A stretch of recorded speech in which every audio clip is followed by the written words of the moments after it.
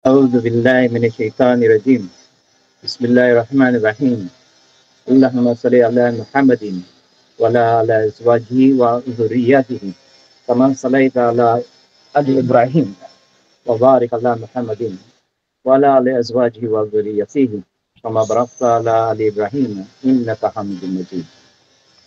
السلام عليكم ورحمة الله وبركاته.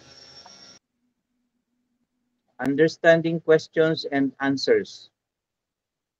So, yung tanong, pagtatanong at yung pagsagot. Man,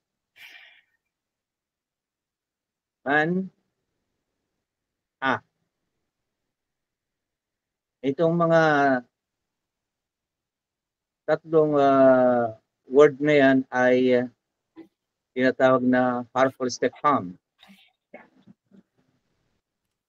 Particle for seeking an answer. Okay? So, ang tawag sa kanya is harmful step-hum. Ma, man, at saka a. Ma means what? Ma is what?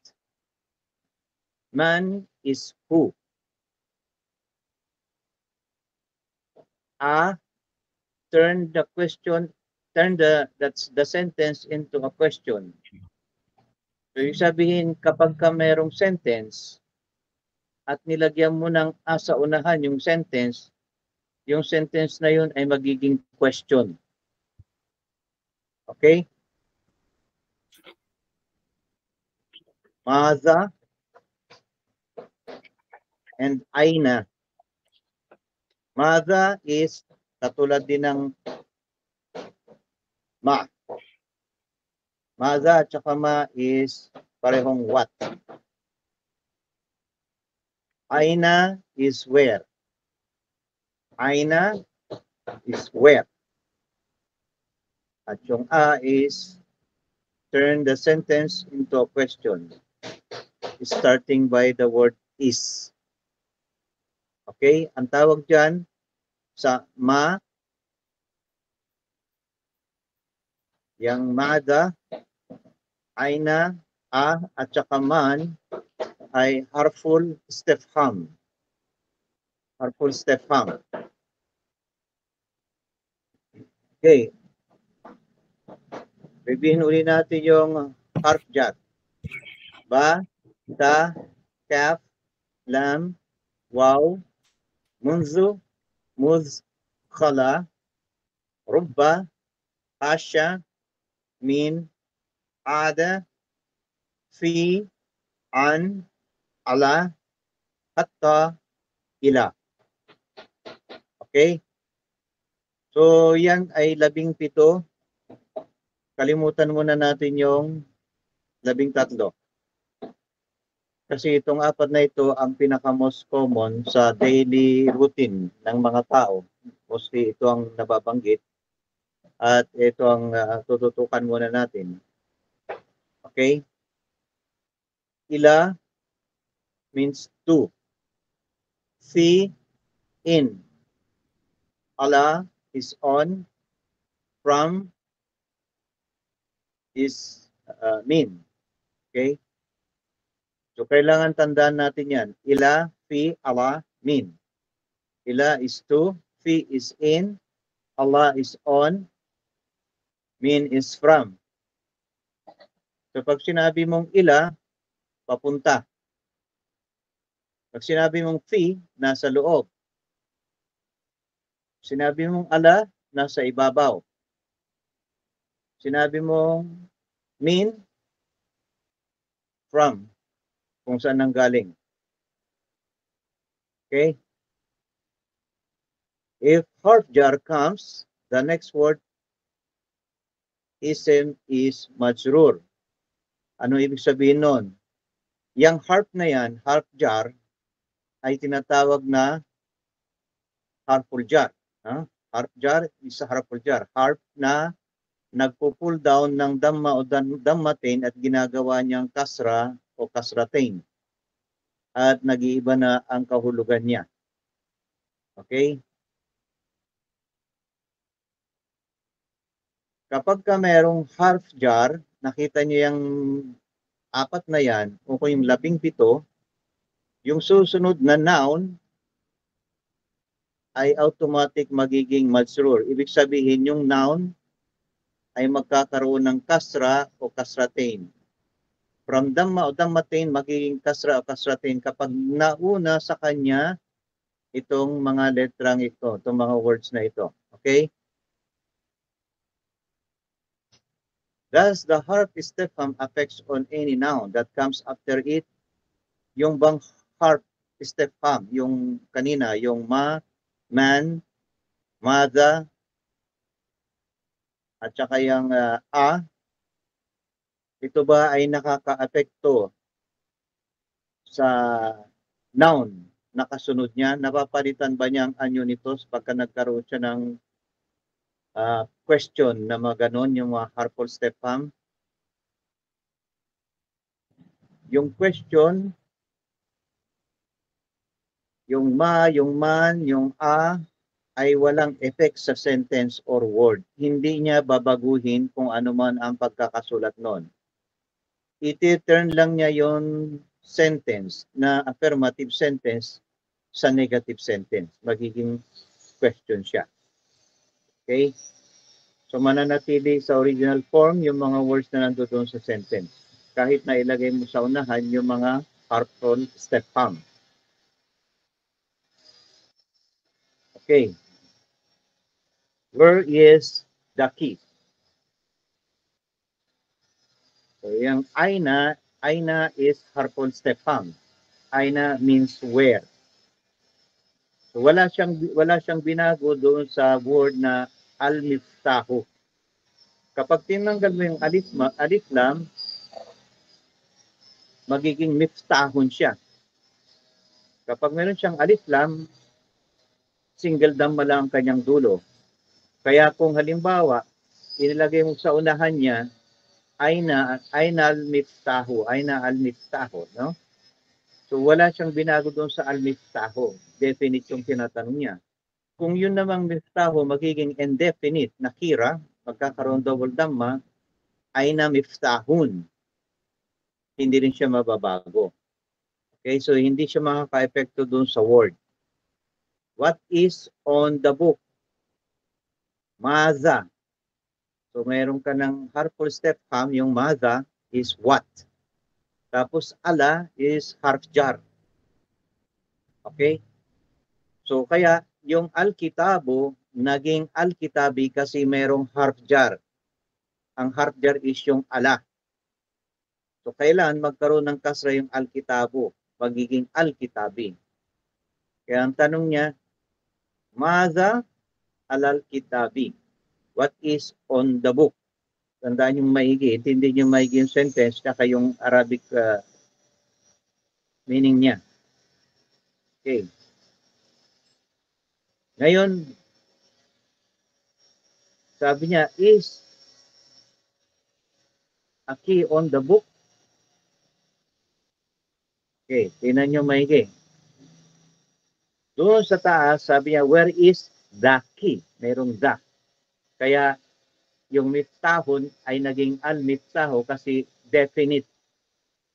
Definite siya. Sabi niya, the key. Where is the key? Aina is harmful istifham. So wala siyang binago. Ainal miftahu. Pero doon sa baba, sabi niya, miftahun alal kitabi. So yung miftahu ay naging nakira. Wala siyang alif lam. Okay? Wala siyang alif lam. Siya ay nakira. Double damma siya. Miftahun. Tapos meron siyang harmful istifham na Kapag tinanggal mo yung babasahin mo siya ng miftahun alal kitabi. So, affirmative sentence yun. Affirmative sentence. Miftahun alal kitabi. Ang susi ay nasa ibabaw ng aklat. So, sigurado niya na nasa ibabaw ng aklat yung susi. Ngayon, nagtanong ang isang tao. Sabi niya, miftahun alal kitabi. Sabi niya, is the key on the book? So, nilagyan lang niya ng doon sa unahan ay naging question mark na siya. At yung madha at saka yung aina, pareho silang pagtatanong. Aina al-miftahu, madha alal kitabi, ano yung nasa ibabaw ng aklat? Nasaan yung susi? Susi ba yung nasa ibabaw ng aklat? So, kailangan intindihin nyo siyang maigi. Hindi naka-apekto yung aina, yung madha, at saka yung sa sentence. Tanggalin mo man yung mga yan, yung mga harmful step-ham, ay kompleto pa rin yung word at walang mababago. Alal kitabi, kasra pa rin nasa dulo kasi meron siyang ala, which is harmful jar. Ganun din yung kitabi, no? Harmful jar. Yung miftahun ay double dhamma kasi siya ay nakira, wala siyang alif lam. Who is in the kitchen? Man. So, yung man ay para sa tao. Man is who. Fi, in. Al-matbaku. So, nagkaroon siya ng kasa kasi merong fi. Merong harf jar. Kapag ka may harf jar, yung isem, yung noun, ay magiging kasra ang dulo. So, sabi niya, man fil matbaki. Sino ang nasa kusina? Okay, so ganun, pagka magtatanong kayo. Halimbawa, sasabihin mo, doon ka sa trabaho. Tapos, katulad mo, Jaira, nandoon ka sa trabaho mo. Tapos, may tao doon sa opisina ni engineer.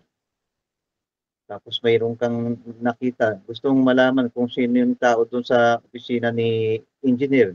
So, pwede mong sabihin na manfil maktabi. Manfil maktabil muhandis. Sino yung nandun sa opisina ni engineer? So, sa konti-konti na pag bubuo mo ng maliit na sentence, masasanay ka, mabubuo mo na yun, matututo ka ng pagsalita ng Arabic. So, yung matbak is kitchen, yung maktab is office. So, sabi mo, manfil maktabil muhandis. Sino ang nandoon sa opisina ni engineer? Okay? What is on the rock? So, yung mga bato may nakapatong sa ibabaw. Sabi niya, what is on the rock? Ano yung nasa ibabaw ng bato? Madha. What? Madha is what? Madha alal hajari. Madha alal hajari. Ano yung nasa ibabaw ng bato? Pwedeng nandoon ka sa bahay o sa opisina, pwede mong itanong, Mada alal maktabi, Mada alal kursi. So pwede mong palitan yung depende sa mga Arabic grammar na natutunan mo o Arabic vocabulary. Basta yung Mada is what at yung ala is on. So pwede mong palitan yung last word. Bahala ka kung anong gamitin mo, makakabuo ka na ng question. Matbakun, so tingnan mo, matbaki kan, al-matbaki kasi merong harf jar. Ngayon ito ay matbakun ang nakalagay. Bakit double dhamma? Kasi yan yung original na basic words niya, matbak. Matbak is matbakun. Parang Asad, Asadun, Muhammad, Muhammadun. So basically, yung matbak ay matbakun. Ibig sabihin, a kitchen. So pag sinabi mong kitchen, at sa loob ng kitchen, sabi mo, fi matbakin. Sa loob ng kitchen, in the kitchen, or in a kitchen. Matbakin. Fil matbaki, kapag nilagyan mo ng alif lam, yung matbakin, kasi double dhamma yan, matbakun. nakira siya, wala siyang alif lam, matbakhun. Ngayon nilagyan mo siya ng fi, harf jar, magkakaroon siya ng kasra, double kasra. Kasi matbakhun, nakira siya, wala siyang alif lam, so magiging matbakhin. Ngayon, kung papalitan natin siya at gagawin natin siyang definite, al-matbakhu. Al-matbakhu, so pagdating doon sa gitna, sasabihin natin fil matbakhi. Magkakaroon na siya ng single kasra kasi magkakaroon siya ng alif lam. Fil matbakhi. Kitab. Okay? Kitabun. Kitabun, a book. So, ano mangyayari dyan? Ala kitabin. Kasi double dama siya. Kitabun. Kapag nilagyan mo siya ng harf jar, ala, on, magiging double kasra kasi wala siyang alif lam. Kung siya ay magkakaroon ng alif lam at magiging al-kitabu, pagdating doon sa gitna, magiging alal-kitabi. Single dama kasi merong alif lam. Okay? Baitun. Baitun is a house. Double dama siya. Baitun, a house. Kapag nilagay natin siya dito sa gitna, min baitin, from a house. Min baitin. Kung sasabihin naman natin siya na magiging siya ay ma'rifa, lalagyan natin ng alif lam, al-baitu. So pagdating sa gitna, mangyayari min al-baiti. Magiging single kasra kasi nagkaroon ng alif lam. Okay? Masjidun, a mosque. Ilal masjidin. Dahil siya ay nakira, meron siyang double dhamma, magkakaroon ng double kasra ngayon si masjidi. No? Magiging ilal masjidin. Ngayon, kung gagawin natin siyang definite, al-masjidu, maging ilal masjidin. Single dhamma. Okay? The moon is in the sky. Ano yung moon? Kamar. Ano yung sky? Sama. The moon is in the sky. Al-hilalu, kasi merong alif lam. Kung tatanggalin yung alif lam, sasabihin natin hilalun, fi. Yung fi is harf jar. So yung as-sama, meron siyang alif lam. As-sama'u yan. So ngayon, meron siyang fi, meron siyang harf jar. Yung as-sama'u ay magiging as-sama'in. Kaya ang sentence natin is al-hilalu fis sama'i. Wag banggitin yung alif lam. Fis, kunin yung unang sin na mayroong sukun kasi shadda siya. Al-hilalu fis sama'i. The moon is in the sky. Okay? To the door. To the door. Ano yung to? Ala. Or ila. To. Ila. Ala is on. Ila. To. Ilal babi. Single dhamma siya kasi meron siyang alif lam. So, ilal babi. To the door. From the teacher.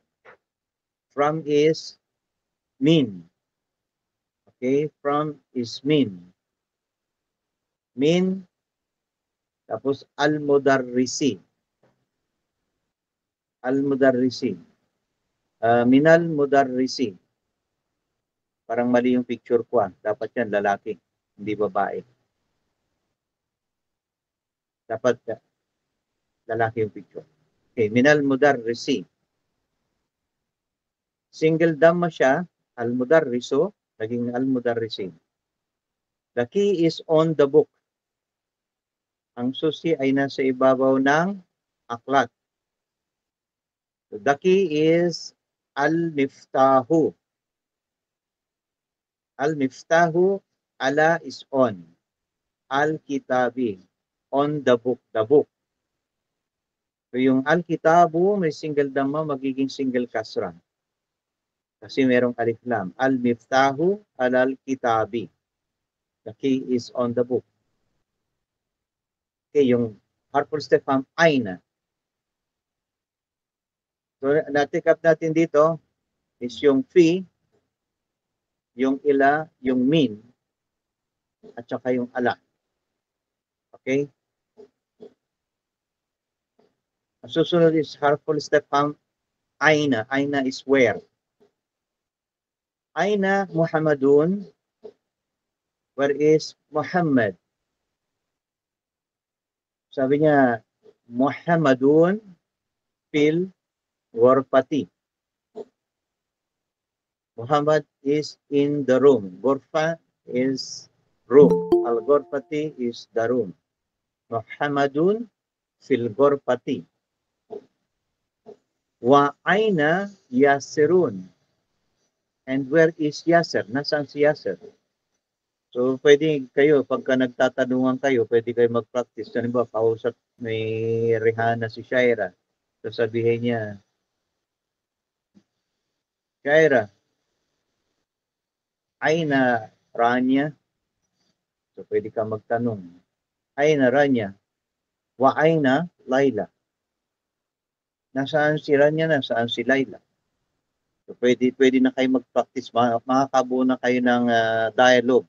No? Kapag kasi naulon nila yung mga yan, palitan nyo lang yung mga gusto nyong palitan, makakabuo na kayo ng sentence, makakapag-usap na kayo ng Arabic. So sabi niya, wa aina Yasirun. Nasaan si Yasir? Sabi niya, nasaan si Muhammad at nasaan si Yasir? So ang sagot naman niya, Yasirun fil hamami. May alif lam kaya single dhamma yung hamami. Hamami. So yung fi is harf jar, pinul daw niya, ginawa niyang single dhamma yung al-hamamu naging al-hamami. Yasser is in the washroom. Okay, next one. Wa aina Aminatu. Ang basa dyan is Aminatu kasi yung alif dyan is mad. Hindi Amina. Amina. Yun ang correct na basa. Amina, hindi Amina. Kapag Amina, ang mangyayari, magiging alif hamsa, yung mim, magkakaroon siya ng ya na kasunod. Amina. So, prolong yung mi. So, yung mim na may kasra, magkakaroon karugtong na ya. Pero ang pangalan niya is Amina. Naka 2 counts ka dyan sa alif. Amina. Single lang yung mi. So, Aminatu. Wa aina Aminatu. Pwede mo nang hindi basahin yung dhamma kapag hinto mo siya doon sa dulo at magiging H yung huli. Wa aina Amina. Aminatu fil matbakhi. Al-matbakhu naging al-matbakhi kasi mayroong hard jar na fi. So, Aminatu fil matbakhi. Nasaan si Amina?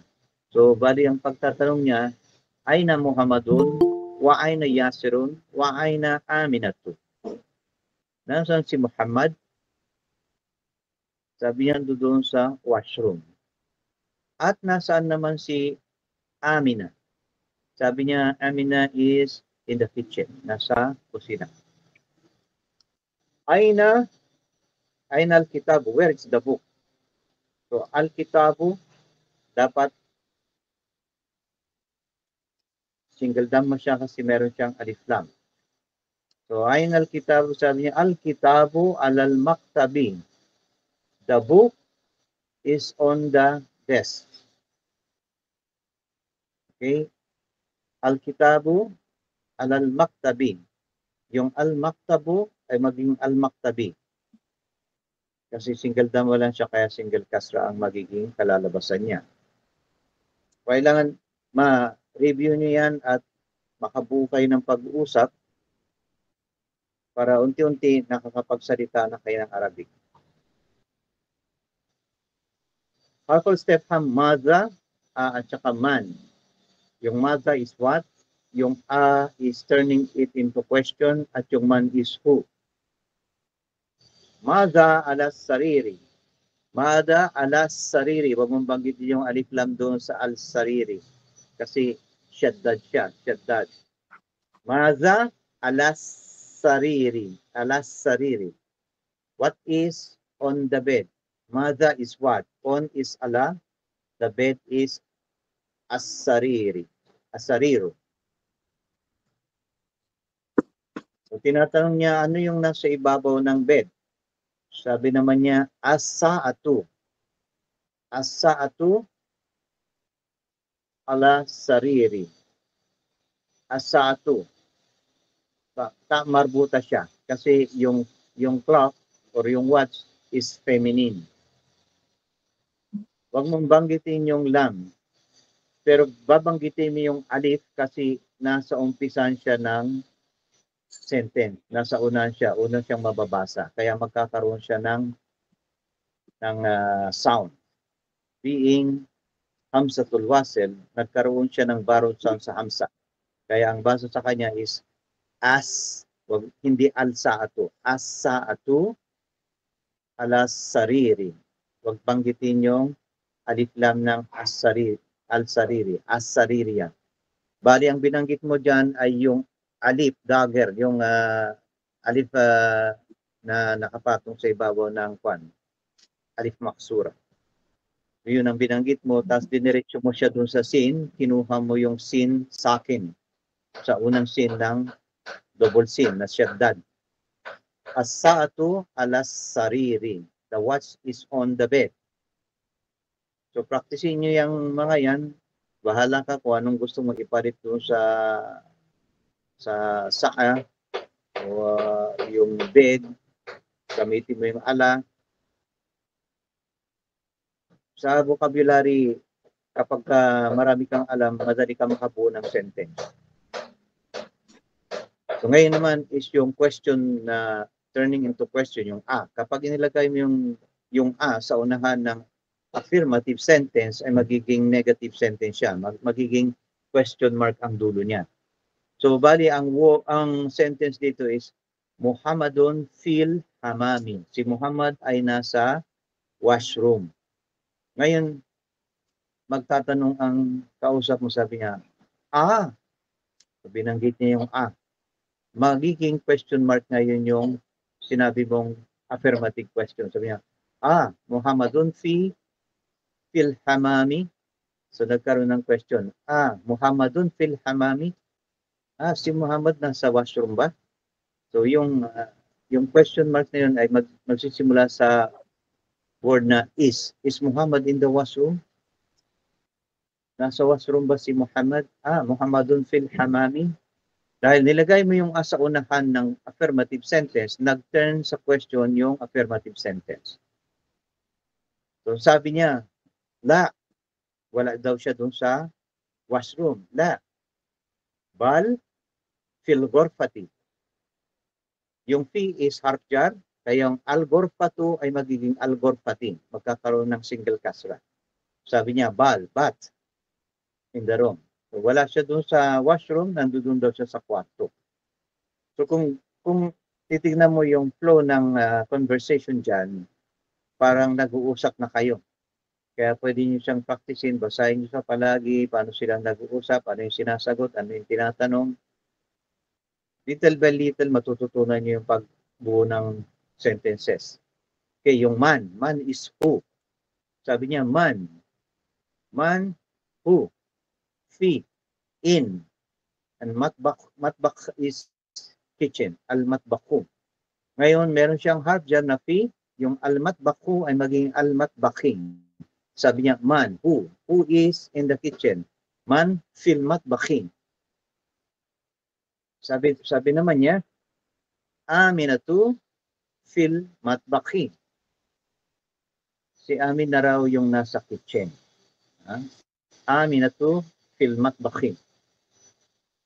So yan yung mga harmful step ham. So yung ginamit natin dito sa mga kwan na ito, sa ato Ah, sa ato, Muhammadun, Amina, lahat yan ay mga proper noun. Gagamitin natin ngayong is yung huwa, huma, hum. Kaya sabi ko kailan isaulo niya yung huwa, huma, hum. Ngayon papalitan natin ng pronoun. Yung huwa, huma, hum ang gagamitin natin. Okay? Using a pronoun. Sabi kanina, wa aina sa ato. And where is the watch? Okay? Sabi niya, nasa yung watch? Sabi niya, asa'atu alas sarili. Asa'atu alas sarili. Ngayon yung sa'a, asa'atu. Di ba may marbuta sa dulo? So tingnan natin, ha? Ayun, nakalagay doon sa una. Asa'atu. Di ba? Mada alas sarili. What is on the bed? Sabi niya, asa'atu. Ta marbuta. So ibig sabihin, ta marbuta, masculine or feminine. Okay, ta marbuta, so yan ay feminine. So ngayon, ang sabi niya, aina, wa aina sa ato, and where is the watch? Tinatanong niya yung watch. Ngayon, yung watch is feminine. So anong pronoun na gagamitin natin? Hiya. She. So, hiya ala sarili. She is on the bed. Pero sa English, hindi naman ginagamitan ng he and she yung mga bagay. So meron silang it. Kaya sa English, ang translation niya is it is on the bed. Kaya lang sa Arabic, walang it. Lahat is a living creature. Kasi pag sinabi mong it, non-living things. Wala sa Arabic ang non-living things. Lahat ay may buhay. Ina-assume natin na lahat ng bagay ay may buhay dahil ang lumikha sa kanila ay ang Allah subhanahu wa ta'ala, ever living God. So hindi siya lumikha ng patay. Lumikha lang siya ng kamatayan, pero ang lahat ng nilikha niya is buhay. Even death is a living creature. So wala tayong it, she lang at saka he. Ngayon yung sa'atu is ta marbuta, kaya ang sasabihin mo, hiya ala sarili. Pero tinatanong niya, nasaan yung relo? Ando doon siya sa ibabaw ng bed. Kaya lang, feminine siya. Kaya sabihin mo, she is on the bed. Okay? Next one. Ainal kitabu. Nasaan yung aklat? Ainal kitabu. Nasaan yung aklat? So, ano yung aklat? Al-kitabu. Masculine ba yan o feminine? Wala siyang ta marbuta. So, ibig sabihin, masculine siya. Kaya anong isasagot natin? Anong gagamitin nating pronoun? Ang gagamitin natin ay yung pronoun na mudhakkar, masculine. So ano yung masculine na pronoun? Huwa. Huwa alal maktabi. He is on the table. The book is on the table. No? It is on the table. Pero wala tayong it, kaya sabihin natin, he is on the table. Kasi yung al-kitabu is masculine. Wala siyang ta marbuta. Okay? Now, next. Aina Hamidun. So, Hamidun. Yung tinatanong, nasaan si Hamid? Nasaan si Hamid? Si Hamid ba ay masculine or feminine? So, siya ay masculine. Kaya, ang sasabihin mo is huwa. Huwa fil ghurfati. Nasa loob siya ng kwarto. He is in the room. Huwa fil ghurfati. Fi, harf jar. Ghurfati, al-ghurfatu, naging al-ghurfati kasi merong harf jar na fi. Next one. Aina aminatu. Okay. Babae ba ito? Lalaki. Amina. Amina is takmarbuta. So, anong gagamitin natin? Huwa o hiya? Siyempre, siya ay babae. Ang gagamitin natin is hiya. Hiya fil matbakhi. Nandoon siya sa loob ng kusina. Hiya fil matbakhi. Al-matbakhu, single damma, maging al-matbakhi dahil sa hard jar na fi. Okay? So, tatandaan natin. Kapag ka mayroong question, tingnan mo ano ba yung binabanggit na kasunod ng mga harmful istifham. Yung aina, yung kung ano man yung maga, o kung ano pa yung nandiyan na harmful istifham, tingnan mo ang tinatanong kung yung bang word na sumunod sa kanya na noun, or yung ism na sumunod sa kanya, ito ba ay masculine or feminine? Kapag ka feminine, gagamitin mo yung feminine. Okay? At yung mga word na pang feminine, malalaman mo siya na siya ay tamarbuta. Kaya ang gagamitin mong pronoun ay pang feminine, hiya. Kung siya ay masculine, ang gagamitin mo ay huwa para sa masculine. Okay? So, muzakkar. Al-muzakkar is masculine. Katulad ng ito proper nouns. Tingnan mo ang proper nouns. Ang proper nouns, Muhammadun, Khalidun, Hamidun, Yasirun, Ammarun, Sa'idun, Aliyun, Abbasun. Pag tingnan mo siya, mapapansin mo, lahat ng ito ay puro double dhamma. Ang sabi natin, pag may double dhamma ay nakira. Okay, nakira, ibig sabihin, hindi siya definite. Pero, itong mga pangalan ng tao, kahit double dhamma siya, ay definite na kagad siya. Kasi isa lang tinutukoy dyan. Pag sinabi mo Muhammadun, si Muhammad lang yun. So, definite yun. Kaya, lahat ng words, lahat ng nouns, or lahat ng ism, ay dapat magkaroon ng double dhamma kung ito ay nakira or nasa basic form. So sila ay nakira, sila ay indefinite, except pangalan ng tao. Kasi ang pangalan ng tao is definite na siya. Okay? So yung pangalan ng lalaki, lahat yan ay merong un. Except yung mga pangalan na iba na hindi pwedeng lagyan ng double dhamma. Ibig sabihin nun, hindi siya original na Arabic.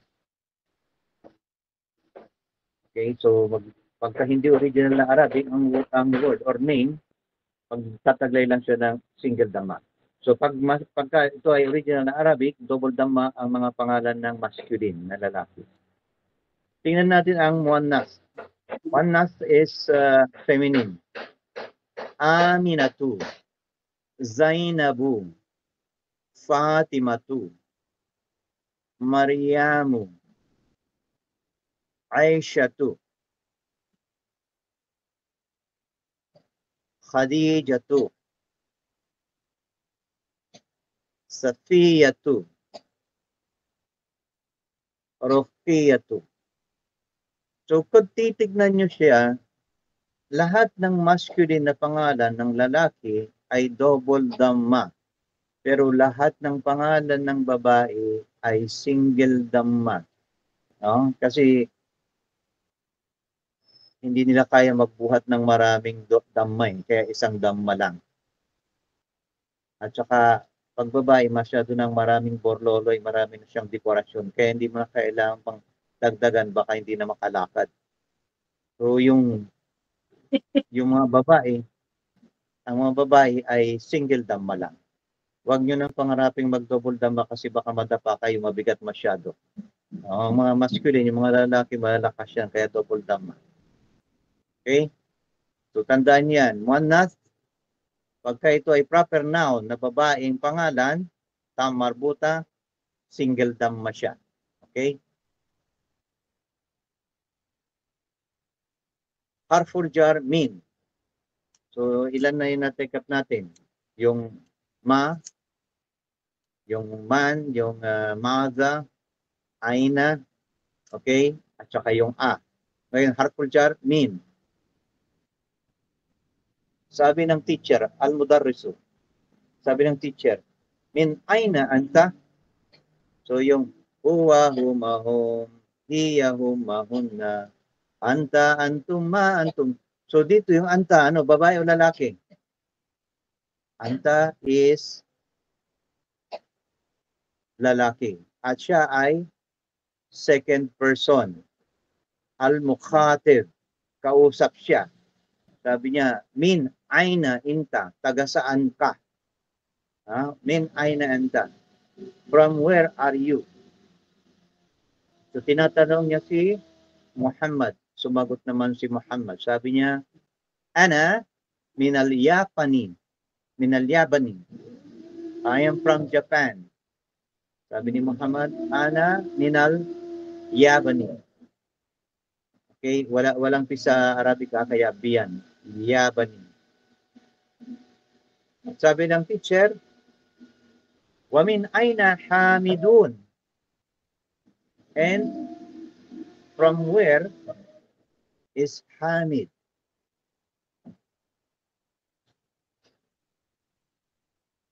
Taga saan si Hamid?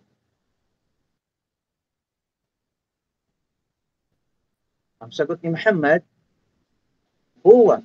So gumamit siya ng dhamir. Huwa. So yan yung sinasabi natin. Kailangan masauli mo yung huwa, huma, hum, hiya, huma. Kailangan masauli mo siya para alam mo kung anong ginagamit mo. Ngayon, tinatanong si Muhammad, sabi niya, wamin aina Hamidun. So, sabihin niya, instead na sabihin niya, Hamidun minal hindi. Hamidun minal hindi. Ang sasagot niya is, gumamit siya ng pronoun. So, yung pronoun na ginamit niya ay al-ghaib, huwa. Al-ghaib, singular na lalaki. Huwa minal hindi. Huwa minal hindi. So, kailangan talaga kabisado natin yan. At kabisado rin natin yung harmful istifham. Sabi ulit ng teacher, wa min aina Ammarun. Wa min aina Ammarun. And where is Ammarun from? Taga saan naman si Ammarun, si Ammar? Okay? So, sumagot ulit si Muhammad. Sabi niya, huwa minal sini. Huwa minas sini. Okay, so wag nating banggit. Subhanaka Allahumma wa bihamdika. Asyhadu an la ilaha illa anta. Astaghfiruka wa atubu ilaik.